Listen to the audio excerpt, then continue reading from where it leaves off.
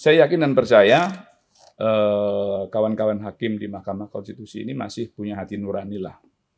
Kalau pemilu ini diputus menggunakan sistem proporsional tertutup, maka hak-hak rakyat, daulat rakyat untuk menentukan, untuk memilih calonnya, ini menjadi tercerabut. Sudut Dengar Parlemen. Halo, apa kabar pendengar dan pemirsa TVR Parlemen dan pendengar RRI? Kembali lagi di Sudut Dengar Parlemen bareng Nadia Kanaya. Dan pada hari ini saya akan membahas sesuatu yang sudah mulai dekat, sudah mulai melakukan perjalanannya itu udah mulai terlihat nih, step by stepnya sudah dilaksanakan. Apa ya kira-kira ya? Kita mau bahas soal semakin dekat bagaimana kesiapan jelang Pesta Demokrasi 14 Februari 2024. Waktunya Valentine's, waktunya coblosan ternyata di 2024. Nah, gimana kesiapannya? Soalnya pasti pemirsa dan pendengar juga udah mencium aroma-aroma kampanye ya. Walaupun belum masuk ya, tapi aroma-aroma buat kalau kita jalan-jalan udah mulai ada beberapa baliho mungkin, atau peringatan-peringatan soal pesta demokrasinya nantinya, pemilunya. Nah itu udah mulai terbaca nih hampir di setiap sudut-sudut kota, di media-media sosial juga beritanya juga sudah mulai rame. Nah kira-kira sebenarnya tahapannya udah sejauh apa sih? Terus permasalahannya itu apa aja sih yang dihadapi di 2024 nanti? Tentunya sudah ada yang expert selalu menemani Nadia. Untuk kali ini ada Bapak Agung Widiantoro dari fraksi Partai Golkar dari Dapil Jateng 9 ya Pak? Ya, betul. Komisi 2. Nah, apa kabar Bapak? Sehat? Alhamdulillah. Assalamualaikum warahmatullahi wabarakatuh. Salam sejahtera untuk kita sekalian. Bapak, ini kan udah mulai mendekati 2024. Sudah mulai banyak di media-media sosial. Tapi saya mau nanya dulu, kalau di daerah dapil Bapak di Jateng 9 itu Bapak berarti fokusnya di Brebes atau di Tegalnya nih Pak? Jadi kelahiran saya adalah Kabupaten Brebes, ya. Tapi daerah pemilihan saya Kabupaten Brebes, Kota Tegal, dan Kabupaten Tegal. Oh, Kabupaten Tegal juga. Ya, dalam konteks bagaimana meraih suara sebanyak-banyaknya, tentu saya tidak hanya bisa mengandalkan satu wilayah, misalkan Kabupaten Brebes saja. Kota Tegal dan juga Kabupaten Tegal menjadi area bermain yang bagaimana caranya kita bisa merebut simpati hati rakyat. Saya rasa begitu. Nah ini kalau di Brebes, Tegal, dan Kabupaten Tegal sendiri udah mulai ramai Pak untuk persiapan pemilunya sendiri. Ya. Walaupun kampanyenya harusnya baru dimulai di November ya Pak? November ini ya? Memang jadwal kampanye sudah ditetapkan, tetapi tahapan kampanyenya belum dimulai. Meskipun demikian, beberapa fenomena situasi suhu politik ini sudah muncul di berbagai daerah. Karena apa? Pemilu tinggal menghitung hari, ya kan? Nah, kayak Bukade yang menghitung hari. Kenapa? Kayak lagunya Krisdayanti dong. Iya. Salah satu anggota dewan juga. Saya rasa judul lagu menghitung hari itu pun juga dalam konteks pemilu ini penting ya, apalagi bagi calon presiden, calon anggota legislatif. Mereka harus memiliki kesiapan strategi penggalangan yang matang, dan pemilu tinggal menghitung hari, ya kan? Dalam catatan kami, sepanjang proses tahapan yang dibahas di Komisi 2 bersama-sama dengan KPU, saat ini sudah terdata 190 juta. 190 juta? Ada 190 juta 22.169 hak pilih. Oke. Ya. Jumlah hak pilih sebesar itu tersebar di 700.011 TPS. 700.011 TPS. Iya, di TPS itulah seorang presiden, seorang calon presiden, seorang calon anggota legislatif, seorang calon anggota DPD, Dewan Perwakilan Daerah, akan ditentukan kemenangannya. Dia berhak menyandang predikat sebagai Presiden Republik Indonesia untuk masa bakti 5 tahun ke depan, 2024 sampai 2029. Dia boleh menyandang sebagai anggota legislatif di DPR RI, seperti saya misalkan, di tahun jabatan 2024 sampai 2029, manakala suara yang dikumpulkan di TPS-TPS ini berhasil memperoleh hitung-hitungan terbanyak. Saya rasa gitu. Nah, kalau Pak Agung sendiri ini kan pembukaan untuk penyalonan legislatif kan sudah dimulai ya, Pak ya? Nah, proses Untuk tahap tahapan awal. ya, proses tahapan di KPU kemarin baru saja selesai, kita melengkapi syarat-syarat pencalonan, ya kan? Ada syarat umum, syarat khusus, baik itu kualifikasi pendidikan, kemudian syarat khususnya diantaranya berkelakuan baik, tidak pernah terlibat dalam perkara pidana dan narkoba dan sebagainya. Kemarin sudah kita lengkapi. Yang menarik juga salah satunya adalah syarat keterangan sehat jiwa. Itu harus. Jangan sampai kemudian jiwanya nggak sehat, kemudian belum dikasih giliran ngomong jadi anggota DPR, dia udah nyelonong ngomong sendiri tanpa aturan. Nah, kan bahaya kan? Nah, itu proses tahapannya sudah sampai ke situ. Kalau sehat kan berarti kita bisa taat asas. Ada 3 sebetulnya kewajiban kita menjadi anggota DPR. Nah, apa itu, Pak? Kalau bagi saya, satu, kita punya kewajiban kalau jadi nanti kita wajib bicara, harus mampu berbicara. Karena parley, kan gitu. Tetapi kalau ada anggota DPR terus kemudian datang, duduk dan diem baik, kemudian terima gaji, ya itu sama saja makan gaji buta, kan gitu. Nah, tetapi setelah kewajiban ini kita penuhi, kita juga ada kewajiban yang lain. Kita harus bersabar. Sabar menunggu giliran berbicara.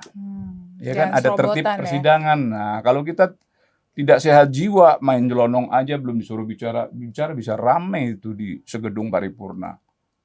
Terakhir kita harus ikhlas. Ikhlas ketika apa yang kita sampaikan, apa yang kita ucapkan ternyata tidak didengar. Kita harus ikhlas. Nah, kalau tidak sehat jiwa, suara kita nggak didengar, bisa ngamuk-ngamuk, bisa dibalik meja itu. Wah, nah, ini syarat umum dan syarat khusus gitu. Salah satunya itu ya. Harus. Nah, ini proses tahapannya kemarin kita sudah lengkapi semua. Kemudian masing-masing partai politik memiliki aturan internal, ya, metode pencalonannya. Di tahap awal dalam ketentuan yang berlaku, pencalonan sementara ini harus terpenuhi dulu 200%. Misalkan di dapil saya 8 kursi yang akan diperebutkan, maka partai politik ini mengajukan 2 kali 8. 16. Ya, 16. Di partai kami ditetapkan 16 ini dibebani kewajiban untuk bagaimana bisa membangkitkan, memajukan organisasi gitu. Kemudian akan dipilih 100%-nya. Ya kan, mana yang terbaik, itulah yang akan nanti masuk dalam DJT. Oke, jadi nanti kita lanjutin obrolannya karena kita harus sabar. Dari beberapa pertanyaan, masih banyak pertanyaan lagi yang mau Nadia tanyakan soal pemilu, jadi jangan kemana-mana, tetap di Sudut Dengar Parlemen.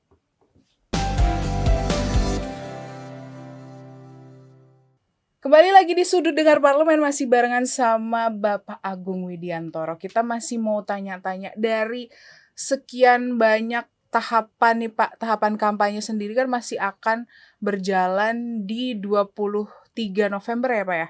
23 November sampai nanti di 28 November sampai nanti di 10 Februari. Artinya masih jauh. Tapi ini sudah mulai nih banyak, ada nggak sih Pak yang mulai nakal-nakal, Ya kalau mulai duluan gitu Pak? kalau itu sih relatif ya, tergantung bagaimana karakter building dari masing-masing bakal calon anggota legislatif ini. Hmm. Bisa jadi orang itu punya strategi nakal, tetapi karena hatinya baik, strategi itu nggak dipakai, gitu ya kan? Atau bisa jadi memang hatinya nggak baik, meskipun dia tidak ahli untuk nakal, tapi apapun dia lakukan mengalahkan segala cara, gitu. Tapi wajar-wajar sajalah kalau Tapi artinya ada yang nantinya akan ada yang mengawasi untuk, kan startnya baru di tanggal 28 November itu. Oh itu pasti, karena kan selain KPU selaku komisioner penyelenggara, kan kita juga ada lembaga pengawas pemilu, ya kan? Bahkan juga berdampingan dengan itu yang mengawasi kinerja komisioner KPU dan Bawaslu ada Dewan Kehormatan Pelaksana Pemilu, ya kan?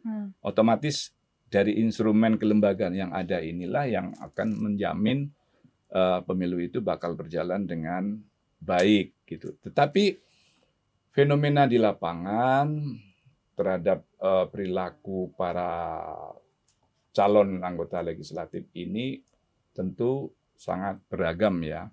Itu satu hal yang wajar dan tidak bisa kita pungkiri. Karena apa? Pemilihan umum ini adalah arena pertempuran wilayah konflik kepentingan yang sah dan dilindungi undang-undang, ya kan? Apapun kepentingannya, mereka semua punya harapan ingin jadi dong.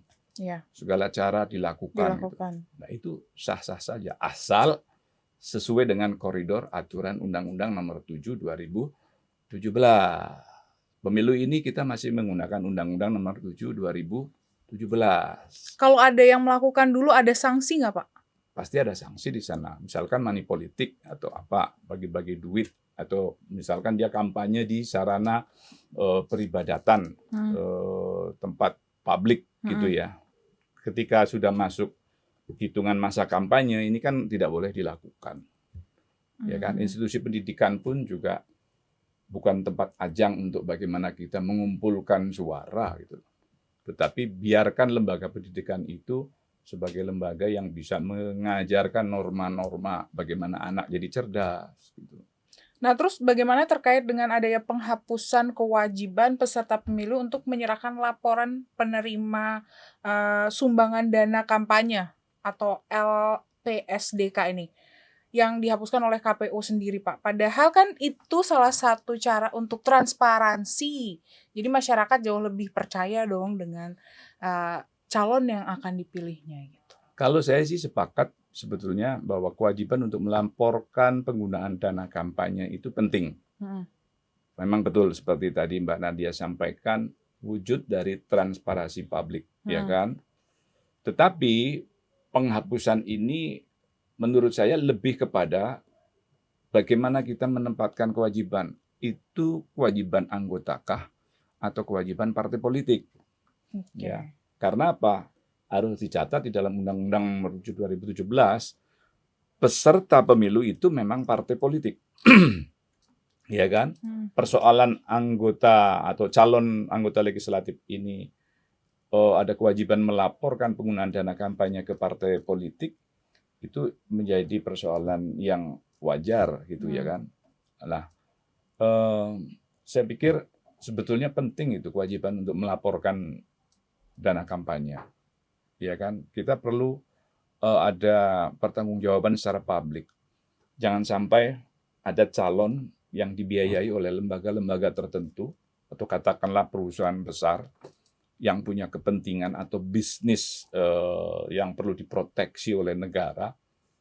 Nanti suara sang calon ini ketika jadi anggota legislatif, tentu mereka akan terjadi konflik kepentingan, konflik of interest, ya kan. Suaranya suara yang tidak berpihak pada rakyat banyak, tetapi hanya berpihak pada kelompok-kelompok atau perusahaan tertentu. Jadi kayak balas budi ya Pak ya? Nah, ada unsur seperti itu. Ya, unsur politik balas budi tentu akan terjadi. Kalau persoalannya adalah persoalan yang terkait dengan hajat hidup orang banyak, it's okay. Tetapi kalau persoalannya terkait dengan konflik kepentingan kelompok tertentu, perusahaan tertentu, akan menjadi tidak baik. Kalau yang sedang ramai sekali diperbincangkan adalah soal keputusan MK. Kita masih menunggu keputusan MK dan ini banyak masyarakat yang mengkhawatirkan apakah nantinya proporsional tertutup atau proporsional terbuka.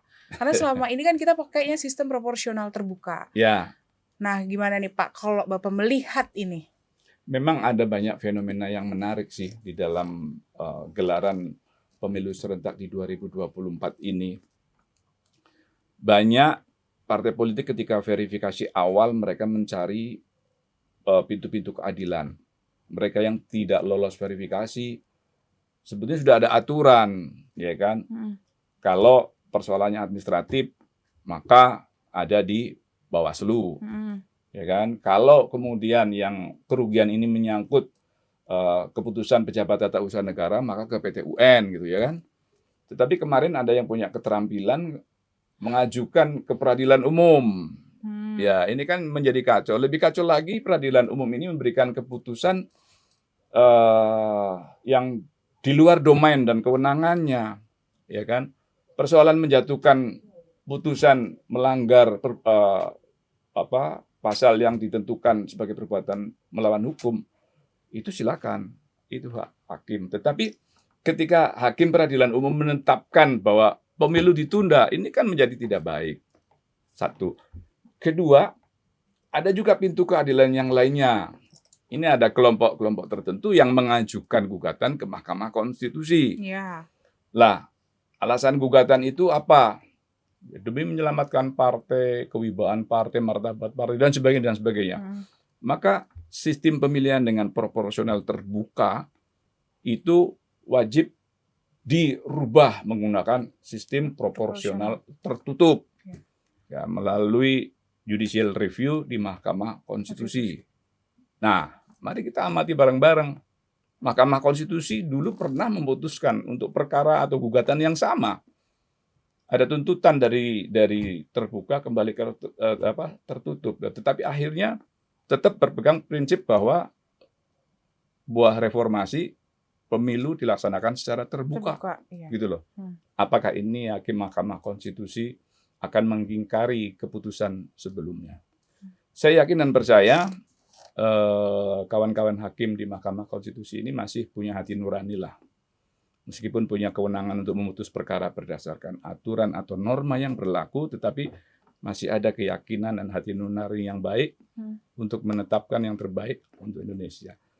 Kalau pemilu ini diputus menggunakan sistem proporsional tertutup, maka hak-hak rakyat, daulat rakyat untuk menentukan, untuk memilih calonnya, ini menjadi tercerabut.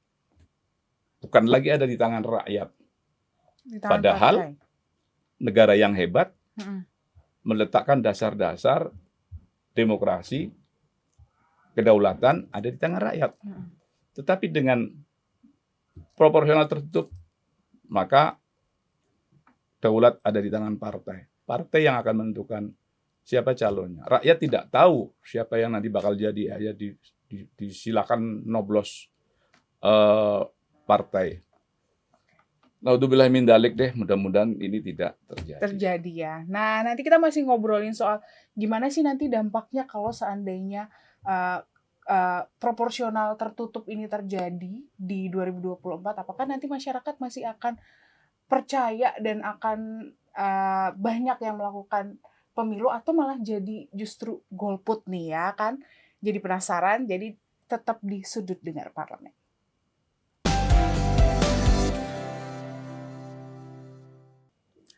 Kembali lagi di Sudut Dengar Parlemen, masih bareng sama Nadia Kanaya dan tentunya sama Bapak Agung Widiantoro. Kita masih membahas soal proporsional tertutup dan terbuka nih.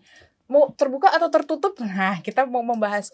Kalau tadi yang disampaikan sama Bapak soal proporsional tertutup, seandainya memang dilaksanakan, maka akan ada hak-hak demokrasi masyarakat yang dirampas tentunya. Dan para calon legislatif yang sudah berjuang untuk mendapatkan suara yang siap bertempur juga akan kehilangan. Nah, takutnya juga akan ada dampak lain, yaitu masyarakat jadi kayak, udah deh, nggak usah milih lah, sama aja hasilnya. Nah, gimana nih Pak kalau Bapak melihat Ya, pertimbangan ini?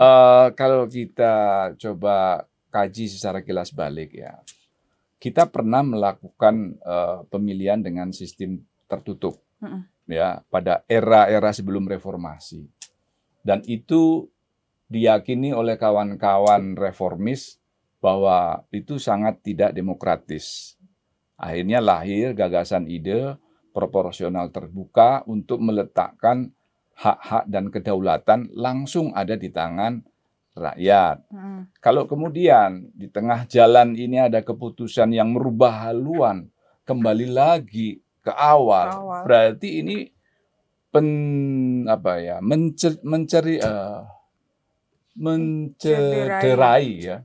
mencederai amanat reformasi, bukan kemajuan tapi kemunduran. Atu. Kedua, untuk para bakal calon yang memang mereka memiliki popularitas, elektabilitas tinggi dalam kegiatan-kegiatan sosial, itu dekat dengan masyarakat, menjadi kehilangan hak-hak suaranya itu. Dia memiliki popularitas dan elektabilitas tinggi. Tiba-tiba dengan sistem tertutup, partai yang menentukan. Maka ini tentu akan membuat kecewa para calon yang sudah siap bertempur dengan sistem proporsional terbuka. Ketiga, bagi masyarakat pemilih yang selama ini sudah nyaman, mereka memilih wakilnya secara langsung, yang memang kesehariannya dikenal, diketahui aktivitasnya, bahkan banyak membantu program-program harapan keinginan rakyat. Kalau tiba-tiba ditentukan oleh partai politik, maka di mana lagi letak kedaulatan rakyat itu?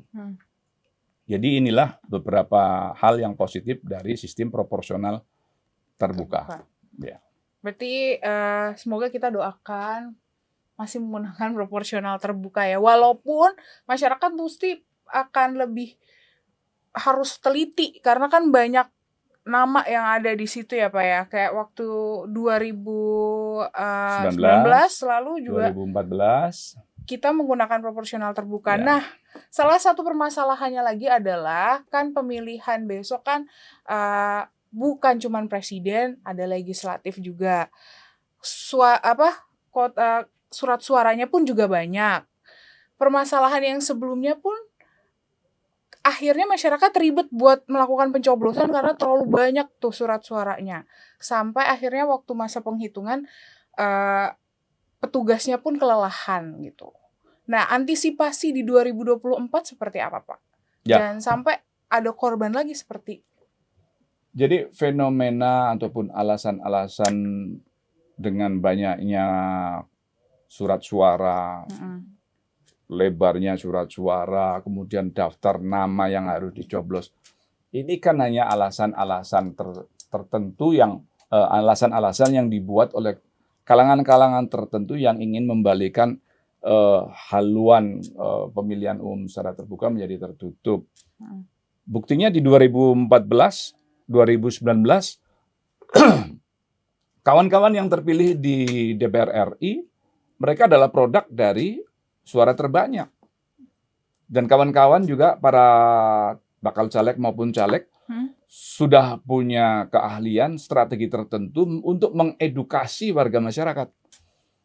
Contoh, segede apapun tuh surat suara, ya, nanti akan ada tahapan atau strategi para bakal caleg itu turun ke bawah, memberikan pemahaman, mengajari mereka bagaimana memilih tanda gambar partainya, kemudian di nomor berapa, kemudian di nomor urut berapakah nama calon itu. Itu ada beberapa bakal calon yang memang mereka juga bikin dummy contoh surat suara. Dan menunjukkan secara langsung. Iya, ngajarin cara nyoblos. Ini kan suatu ritual demokrasi yang sangat unik sekali. Ya kan, yang bisa membuat rakyat jadi tambah cerdas gitu. Nah, sekarang rakyat sudah cukup cerdas, dirubah jadi pemilu tertutup, kemudian diajari hanya nyoblos partai, Jadi malas lagi nanti. Sama saja bohong dong. Suruh milih kucing dalam karung. Mm-mm. Ya kalau dapat kucing berkarung-karung. Saya rasa begitu. Kalau terkait dengan ini Pak, kewajiban 30% wanita, katanya ini perempuan 30% perempuan ini menjadi permasalahan juga. Karena beberapa partai juga yang masih kesusahan untuk memenuhi kuota 30% itu Pak. Benar atau enggak? Ya, ketentuan mengenai kuota 30% ini sudah dari sejak 2014-2019 ini menjadi afirmatif positif untuk bagaimana memberikan ruang kepada calon perempuan ini untuk bisa ikut bertanding, kemudian punya porsi yang sama duduk menjadi anggota legislatif.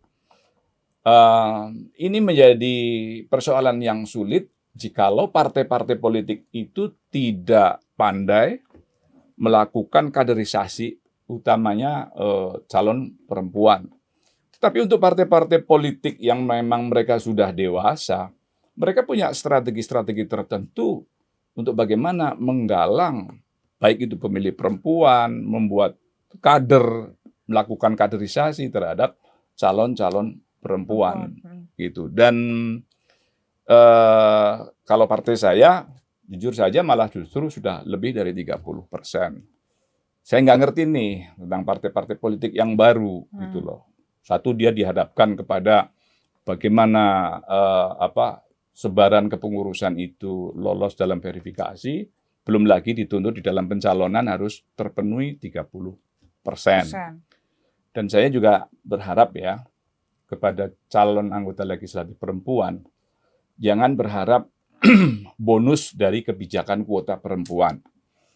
Karena seringkali ya partai politik sudah mencoba untuk melakukan penggalangan berbasis afirmasi 30% perempuan. Tetapi seringkali tidak sedikit juga kader-kader caleg perempuan ini yang tidak memiliki basic kompetensi yang cukup bagus. Jadi hanya untuk memenuhi kuota. Nah, saya berharap harus link and match lah ya, berbanding lurus. Partai politik melakukan kaderisasi yang baik dengan caleg perempuan, perempuan pun juga menempa basic kompetensinya. Gitu loh. Jadi bisa sama-sama saling bekerja sama lah ya Pak ya. Dan masih banyak pertanyaan yang belum saya sampaikan, tapi saya mau satu pertanyaan untuk closing aja. Dari Komisi 2 sendiri ini, untuk mengawal pemilu 2024, apa yang nantinya akan dilakukan dan ditajamkan lagi Pak, untuk kesiapan di 2024? Ya, saya selalu mengajak kepada kawan-kawan komisioner, baik itu KPU, Bawaslu, dan DKPP, untuk berpegang teguh pada aturan-aturan normatif. Ya, kita selenggarakan pemilu itu lurus selurus-lurusnya. Berpegang pada undang-undang dan aturan-aturan yang berlaku. Sebab apa yang ingin kita raih adalah bagaimana kita membangun demokrasi di negara yang hebat ini. Pada bagian lain juga saya berharap kepada lembaga-lembaga negara yang ada ya, agar memberikan dukungan sepenuhnya kepada penyelenggara pemilu ini, beri kepercayaan mereka untuk melaksanakan tugas dengan baik menggunakan sistem proporsional terbuka. Pemerintahan yang hebat pasti akan mencoba mengejar atau membentuk pembangunan demokrasi yang kuat. Bagaimana demokrasi yang kuat itu bisa terwujud dengan tetap meletakkan daulat ada di tangan rakyat. Nah, itu tadi obrolan panjang yang nggak panjang-panjang banget karena ternyata singkat ya Pak. Ternyata cuma 30 menit terlewati begitu saja dengan Pak Agung Widiantoro. Terima kasih Bapak sudah hadir. Terima kasih. Nanti kita akan membahas lagi apa soal pemilu-pemilu selanjutnya. Mungkin kita undang lagi Bapak, jadi jangan bosen-bosen untuk mampir. My pleasure. Dengan senang hati. Dan pemirsa, kita harapkan semoga pemilu 2024 bisa berjalan dengan sebagaimana mestinya dan tetap damai, jangan ada keributan, jangan ada kericuhan, semuanya damai lah pokoknya ya. Dan terus saksikan Sudut Dengar Parlemen. Dan saya, akhir kata Nadia Kanaya berserta kerabat kerja yang bertugas undur diri. Terima kasih atas perhatian Anda dan sampai jumpa. Assalamualaikum warahmatullahi wabarakatuh.